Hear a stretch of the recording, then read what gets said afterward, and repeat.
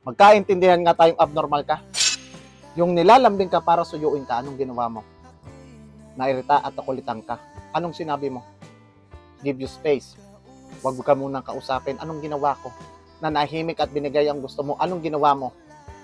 Sinaltik ka, sinanibang ka. Anak ng pating. Anong klaseng takbong utak meron ka? Ha?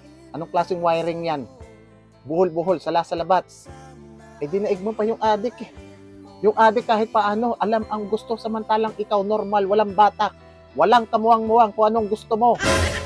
Hindi ko na nga alam kung anong papel pang gagawin ko para sa'yo eh. Minsan gusto ko magpatiwakal, mawala sa mundo, maging pataba sa lupa. Kahit paano, alam ko ang papel na gagawin ko.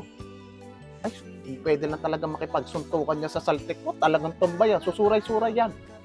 Panay ka paganda. Ayos lang ayos sa sarili mo. Unahin mo yung ugali mo.